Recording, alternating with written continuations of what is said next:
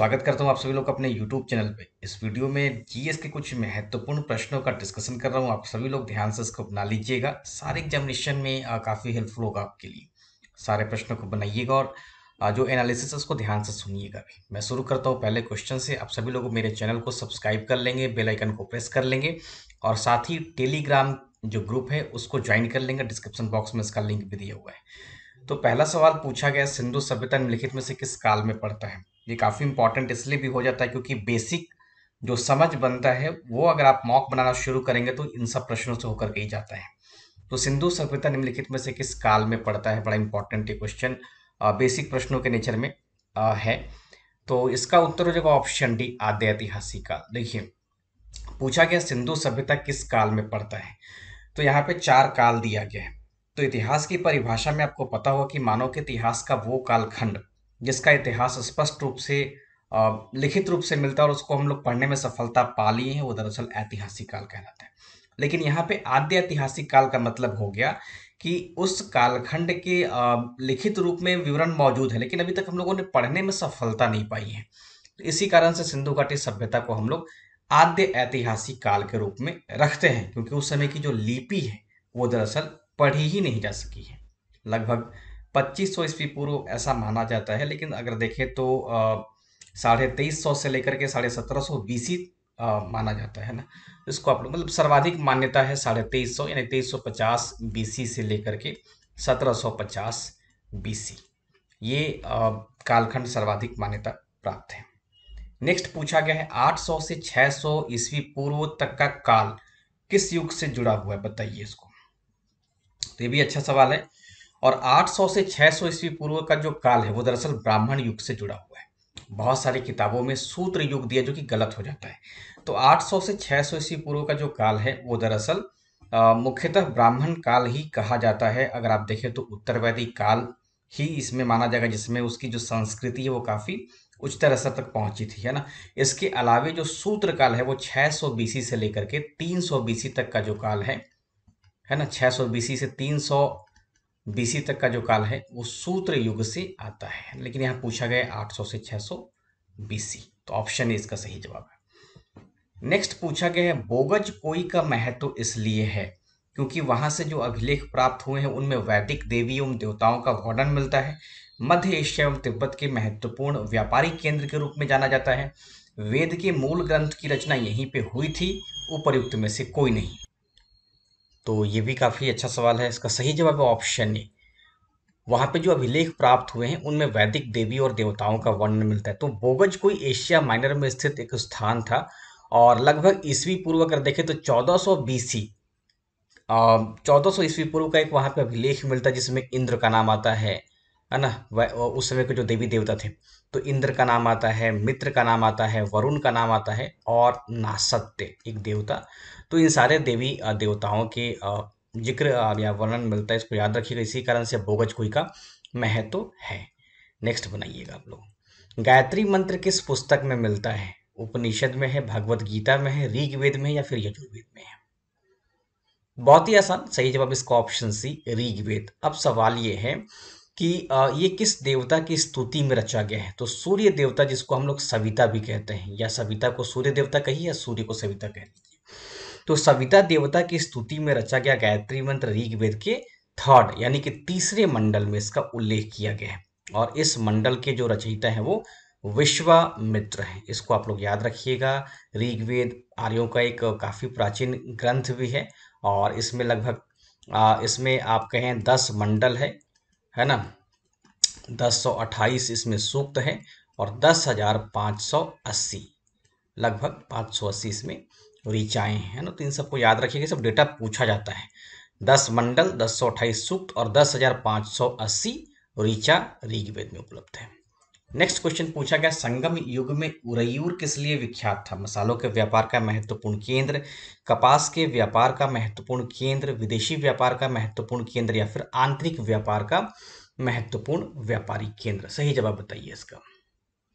तो संगम युग में जो उरैयूर था वो कपास के व्यापार का काफी महत्वपूर्ण केंद्र था।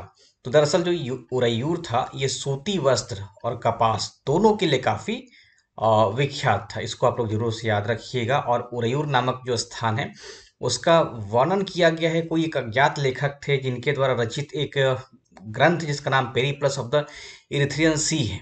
इस ग्रंथ का जो नाम है वो पेरीप्लस, आधा प, Periplus of the Erythraean, Erythraean Sea, इसी में इसका उल्लेख मिलता है। इसके रचयिता का आज तक कुछ नाम पता नहीं चला, इसी कारण से इसके रचयिता का जो नाम लिखा जाता है वो अज्ञात लिखा जाता है।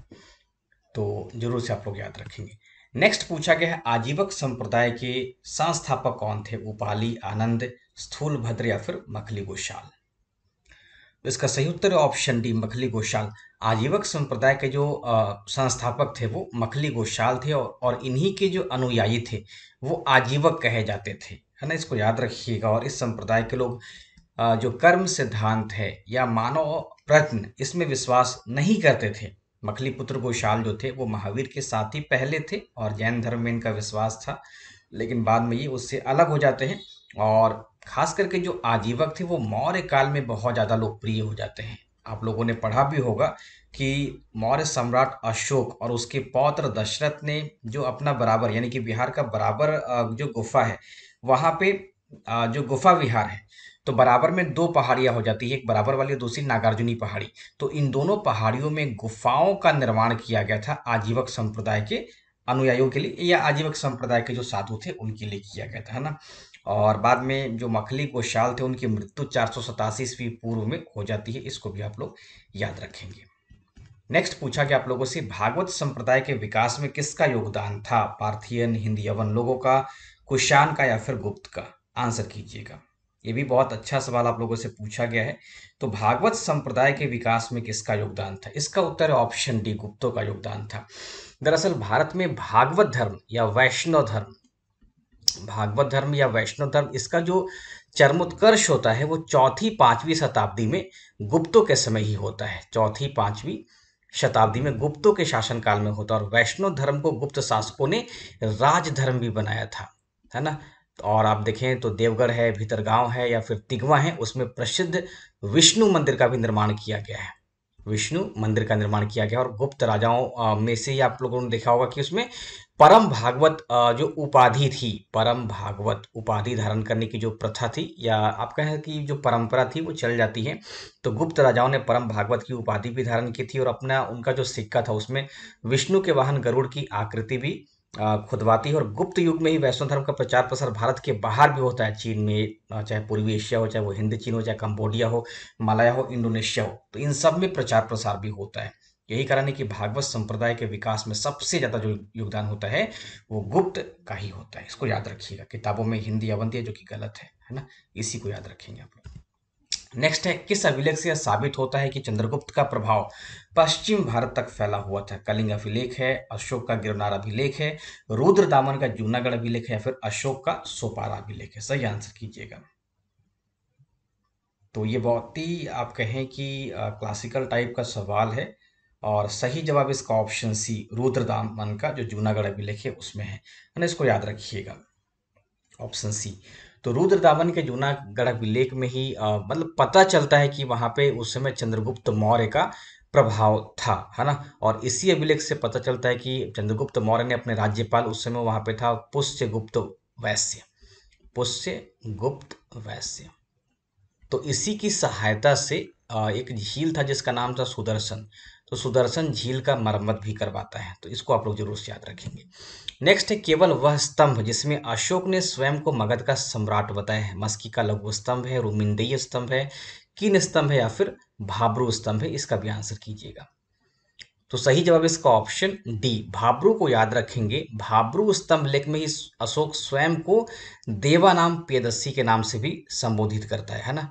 तो इसको आप लोग जरूर से याद रखिएगा। और इसी अभिलेख के अनुसार अशोक ने बुद्ध के द्वारा प्रतिपादित त्रिरत्न अर्थात बुद्ध, धर्म और संघ के प्रति अपनी श्रद्धा जो है वो व्यक्त की थी। नेक्स्ट है उस स्रोत का नाम बतलाइए जो प्राचीन भारत के व्यापारिक मार्गों पर मौन है। तो बहुत ही सिंपल ये आप लोगों से सवाल पूछा गया, इसका सही जवाब है ऑप्शन बी, मिलिंद पन्हों को आप लोग ध्यान। अब सवाल ये है कि मिलिंद पन्हों को क्यों याद रखेंगे? तो मिलिंद पन्हों एक प्रकार का आप देखें तो ये पाली ग्रंथ है, और इस ग्रंथ में एक हिंद यवन शासक था जिसका नाम था मीनांडर, है ना, और एक बौद्ध भिक्षु था जिसका नाम था नागसेन। और इन्हीं दोनों के बीच जो आपस में वार्तालाप है ना, उसका उल्लेख उसमें किया गया है। इसमें व्यापारिक मार्गों का उल्लेख नहीं किया गया है ना, तो ध्यान रखेंगे। किस शासक वंश ने मंदिरों और ब्राह्मणों को सबसे अधिक ग्राम अनुदान में दिया था? उत्तर बताइएगा। गुप्त वंश है, पाल वंश है, राष्ट्रकूट वंश है, या फिर प्रतिहार वंश है? उत्तर इसका ऑप्शन ए गुप्त वंश। तो गुप्त वंश के जो शासक थे वही दरअसल ब्राह्मण धर्म और हिंदू धर्म के पुनरुत्थान के जनक भी माने जाते हैं, इसको जरूर से याद रखिएगा। नेक्स्ट पूछा गया है, किस काल में अछूत की अवधारणा स्पष्ट रूप से उद्धृत हो गई? सही जवाब बताइएगा। तो बहुत अच्छा ये सवाल आप लोगों से पूछा गया है। तो अछूत की जो अवधारणा थी वो होती है उत्तर वैदिक काल में। अगर आप लोग देखें तो उत्तर वैदिक काल में समाज स्पष्ट रूप से 4 भागों में डिवाइड हो गया था, जिसका नाम ब्राह्मण, क्षत्रिय, वैश्य और शूद्र, है ना। तो इस समय ये जो चारों वर्ण थे वो दरअसल कर्म पर आधारित माने जाते थे, है ना। अभी देखेंगे तो इसका जो प्रभाव है जाति पे हो गया, लेकिन उस समय कर्म पे आधारित ही था। तो इसी समय अछूतों की भी अवधारणा स्पष्ट रूप से उद्धृत हो जाती है, क्योंकि उत्तर वैदिक काल में जो यज्ञोपवीत जो संस्कार था वो शूद्रों को नहीं था, है ना। तो शूद्रों का नहीं था, तो शूद्र उस समय चांडाल किस्म के, या आप कह सकते हैं कि जो नीचे कर्म करने वाले थे उनको माना गया था। तो आप लोग इसको याद रखिएगा। भारत में मोहम्मद गौरी ने किसको प्रथम अक्ता प्रदान किया था? सही जवाब बता दीजिए। ताजुद्दीन यल्दौज है, कुतुबुद्दीन ऐबक है, शमसुद्दीन इल्तुतमिश है, या फिर नासिरुद्दीन कुबाचा है? उत्तर इसका ऑप्शन भी कुतुबुद्दीन ऐबक। तो कुतुबुद्दीन ऐबक को ही प्रथम अक्ता दिया था, और गौरी वो शासक था या आक्रमणकारी था जिसने भारत में तुर्क राज्य की स्थापना कर दी थी। 1205 में मोहम्मद गौरी वापस भारत आता है और इसका मुकाबला खोखरों से होता है, और खोखरों को ये हरा देता है, पराजित कर देता है ना। और इसके बाद दरअसल फिर वो वापस लौट जाता है ना। इसको आप लोग याद रखिएगा। और कुतुबुद्दीन ऐबक लाहौर पहुंचता है और 1206 में इसका राज्याभिषेक होता है। आप लोगों को पता है 1206 से 1210 के बीच में वो दिल्ली सल्तनत का सुल्तान रहता है। नेक्स्ट है, किस सुल्तान के काल में खालसा भूमि अधिक पैमाने पर विकसित हुई थी? सही जवाब बताइए। गैसुद्दीन बलबन है, अलाउद्दीन खिलजी है, मोहम्मद बिन तुगलक है, फिर फिरोज शाह तुगलक है? तो इसका उत्तर ऑप्शन बी अलाउद्दीन खिलजी। तो अलाउद्दीन खिलजी के काल में ही खालसा भूमि का मतलब हो गया कि वो भूमि जो राजा के प्रत्यक्ष नियंत्रण में रहती थी। तो खालसा भूमि जो अलाउद्दीन खिलजी था उसके समय में सबसे ज्यादा विकसित होती है। और अलाउद्दीन खिलजी ने सबसे पहले राजस्व सुधार के अंतर्गत जो भूमि दिए थे, जैसे मिल्क के रूप में भूमि दे दिया गया था, इनाम के रूप में दे दिया गया था, वक्फ के रूप में जो भूमि था वो दे दिया जाता था। तो इन सारे भूमि को दरअसल वो खत्म कर देता है और उसी को खालसा भूमि में बदल देता है। तो इसको आप लोग याद रखिएगा। सल्तनत काल के सिक्के टंका, शसगानी और जीतल किन धातुओं के बने थे? चांदी तांबा के, सोना चांदी तांबा के, चांदी जस्ता तांबा के, फिर सोना जस्ता तांबा के? उत्तर इसका ऑप्शन है चांदी और तांबा के। तो इसको आप लोग जरूर से याद रखिएगा। और इल्तुतमिश पहला शासक था या सुल्तान था जिसने शुद्ध अरबी सिक्के चलवाए थे, है ना। इसको याद रखिएगा। चांदी का जो टंका होता था वो दरअसल 175 ग्राम का था, और तांबे का वो जीतल चलवाता है। नेक्स्ट पूछा गया आप लोगों से, 12 मासा की रचना किसने की थी? आमिर खुसरो ने, इसामी ने, मलिक मोहम्मद जायसी ने, या फिर असखान ने? तो इसका उत्तर है ऑप्शन सी मलिक मोहम्मद जायसी। तो मलिक मोहम्मद जायसी की एक रचना है जिसका नाम आप लोग जानते भी होंगे, तो पद्मावत, है ना। तो पद्मावत में रानी पद्मावती के विरह वियोग का वर्णन जो है वो 12 मासा के नाम से या 12 मासा के रूप में किया है। नेक्स्ट है, विजयनगर साम्राज्य की वित्तीय व्यवस्था की मुख्य विशेषता क्या थी? अधिशेष लगान, भू राजस्व, बंदरगाहों से आमदनी, या फिर मुद्रा प्रणाली? तो बहुत आसान सवाल। सही उत्तर इसका ऑप्शन बी भू राजस्व। तो वित्तीय व्यवस्था का जो मुख्य विशेषता था वो भू राजस्व ही था। इसको याद रखिएगा। बहुत प्रकार के स्रोत था उस समय, आप कह सकते हैं तो लगान था, है ना, संपत्ति कर था, व्यवसायिक कर था, उद्योगों पे कर था, सिंचाई कर था, चारागाह कर था, उद्यान था, और अलग अलग प्रकार के अलग अलग प्रकार के और भी कर थे, है ना। इसको याद रखेंगे। नेक्स्ट पूछा गया है, पानीपत के युद्ध में बाबर को जीतने का मुख्य कारण क्या था? उसकी घुड़सवार सेना, उसकी सैन्य कुशलता, तुलगमा प्रथा, अफगानों की आपसी फूट? आंसर कीजिएगा। उत्तर इसका ऑप्शन सी तुलगमा प्रथा। जैसे ही बाबर को देखिएगा तो आपके दिमाग में एक ग्रंथ है जिसका नाम है बाबरनामा। तो बाबरनामा में ही बाबर ने अपने इस युद्ध के का जिक्र भी किया है और कहा है कि इस युद्ध को जीतने में मैंने मात्र 12,000 सैनिकों का ही प्रयोग किया था। और इसी युद्ध में, या आप कह सकते हैं कि बाबरनामा में ही कहा गया है कि इस युद्ध को जीता कैसे गया था। तो तुलगमा प्रथा के इस्तेमाल से और बारूद, या आप कह सकते हैं कि तोपखाने के प्रयोग के कारण ही इस युद्ध को बाबर जीत गया था। तो इसको याद रखिएगा। सैन्य कुशलता तो आप कह सकते हैं होता ही है, लेकिन हथियार अगर हो जाता है और भी कुछ युद्ध की विशिष्ट जो सामग्रियां हैं, अगर उसका इस्तेमाल किया जाए तो युद्ध को आसानी से जीता जा सकता है। तो तुलगमा प्रथा को आप लोग याद रखिएगा। इसी कारण से सवाल पूछा भी गया ये। नेक्स्ट पूछा गया, जब्ती प्रणाली किसकी उपज थी? गयासुद्दीन तुगलक, सिकंदर लोदी, शेरशाह या फिर अकबर? आंसर कीजिएगा। इसका उत्तर ऑप्शन डी, अकबर। तो जब्ती प्रणाली की शुरुआत टोडरमल के द्वारा होती है। और टोडरमल को ध्यान रखें कि अकबर के शासनकाल के 15वें वर्ष में लगभग 1550 से लेकर के 77 के बीच में टोडरमल ने खालसा भूमि पर भू राजस्व की नवीन प्रणाली, जिसका नाम जब्ती था, इसी को प्रारंभ करता है। और इस प्रणाली में भूमि की पैमाइश और खेतों की मूल वास्तविक पैदावार को आंकने के आधार पर कर की दर को निर्धारित किया गया था। और ये प्रणाली बिहार में, लाहौर में, मुल्तान में, दिल्ली में, अवध में, मालवा, गुजरात में प्रचलित थी। इसको आप लोग याद रखिएगा। और लगान निर्धारण के समय जो राजस्व अधिकारी के द्वारा पत्र लिखा जाता था उसको पट्टा कॉल या कॉलकर भी कहा जाता था।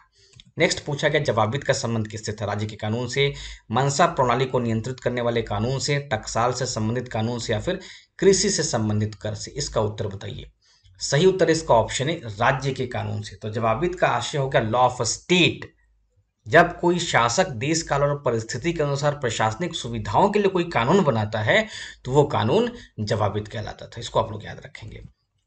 नेक्स्ट है, ईरान के शाह और मुगल शासकों के बीच झगड़े की जड़ क्या थी? काबुल, कांधार, कुंटूज या फिर गजनी? इसका उत्तर है ऑप्शन बी, कांधार। तो दरअसल कांधार को याद रखिएगा। और जहांगीर ने ईरान से भारत का जो सिंह द्वार था, वो कहे जाने वाले व्यापार और सैनिक दृष्टि से महत्वपूर्ण कांधार प्रांत को जीता था। नेक्स्ट पूछा गया, दो अस्पा और सिंह स्पा प्रथा की शुरुआत किसने की थी? सही उत्तर इसका ऑप्शन बी, जहांगीर। इसकी शुरुआत जहांगीर के द्वारा ही की गई थी, इसको ध्यान रखिएगा। नेक्स्ट पूछा गया, कोयले का सामान्य प्रकार है बिटुमिनस, अर्ध बिटुमिनस, एंथ्रासाइट या फिर कोक? तो कोयले का सामान्य प्रकार बिटुमिनस होता है। मृदा संरक्षण वह प्रक्रम है जिसमें बंध्य मृदा उर्वर मृदा में परिवर्तित होती है, मृदा वार्तित होती है, मृदा अपरदित होती है, मृदा को नुकसान से सुरक्षित किया जाता है। तो संरक्षण हम लोग कर रहे हैं, तो मृदा को नुकसान से सुरक्षित किया जाता है। टेरा रोसा का प्रारूपिक विकास उस भूभाग में होता है जिसमें चूना पत्थर होता है, साइनाइट होता है, ग्रेनाइट होता है, बलुआ पत्थर होता है। तो इसका उत्तर ऑप्शन है, चूना पत्थर होता है। तो 25 सवालों पर मैंने डिस्कशन करा दिया है। नेक्स्ट वीडियो में फिर आप लोगों से मुलाकात होगी। तब तक के लिए शुक्रिया। आप सभी लोग चैनल को सब्सक्राइब कर लेंगे।